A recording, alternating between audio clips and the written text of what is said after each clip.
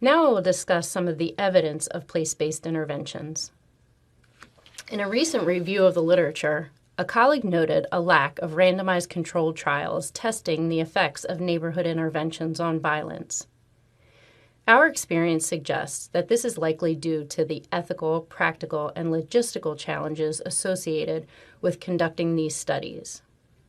Despite these challenges, experimental research is necessary to build an evidence base for violence interventions that work. Her review showed that the most consistent evidence comes from housing and blight remediation of buildings and land, that there is some evidence that suggests that reducing alcohol availability, improving street connectivity, and providing green housing environments can reduce violent crimes.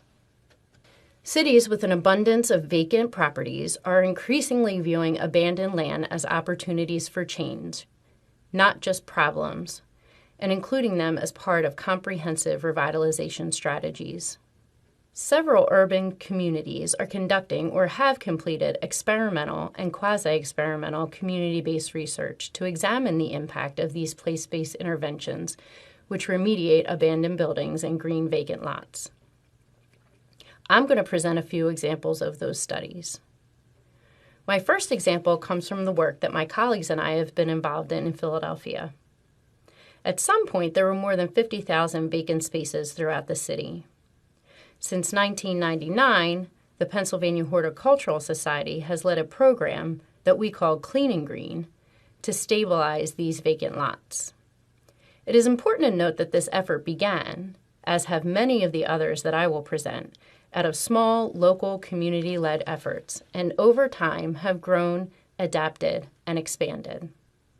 Local landscapers are contracted to remove trash and debris, grade the land, plant grass and trees, and install low wooden post and rail fences around each lot's perimeter. The fence allows for people to enter the space, but it also helps to deter illegal dumping. They return multiple times a year. We used a quasi-experimental difference in differences study design to test the effects of this Clean and Green program on crime and residents' perceptions, and found that vacant lot greening reduced gun assaults, vandalisms, and reported stress. A second example from Philadelphia looks at the effect of abandoned building remediation on crime. In 2010, Philadelphia passed an ordinance requiring owners of abandoned buildings to install working doors and windows in all structural openings and clean the facades of their buildings. Using a similar research methodology, we found a decrease in serious and nuisance crimes in the areas around remediating buildings after Philadelphia began enforcing the ordinance. This included a 19% reduction in assaults, 39% reduction in gun assaults, and 16% reduction in nuisance crimes. Additionally, studies showed that these interventions are particularly important to gun violence, have sustained effects, and good return on investment. Those initial findings laid the foundation for experimental studies to test the effects of both vacant lot greening and housing remediation programs. Results of a randomized trial of vacant lot greening in Philadelphia showed significant reductions in residents' perceptions of crime, vandalism, and safety concerns when going outside their homes, and an increase in use of outside space for relaxing and socializing. Moreover, greening showed significant reductions in crime overall, gun violence, burglary, and nuisance crimes. The RCT of abandoned housing is now underway. My next example comes from Youngstown, Ohio. According to the Youngstown Neighborhood Development Corporation, their Lots of Green program, a vacant land reuse program, seeks to repurpose vacant land and empower city residents to transform the physical fabric of their neighborhoods. One important difference between the program we looked at in Philadelphia and the Lots of Green program is that it includes community engagement.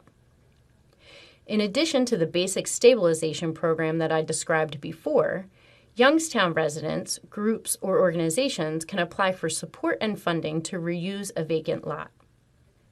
The Neighborhood Development Corporation awards financial support to applicants that show a strong community need and benefit from reuse.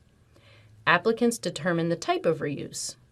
Examples of other greening includes community gardens, urban farms or orchards, native plantings, athletic fields, or putting greens. In this case, the applicant is responsible for maintaining the reused lot.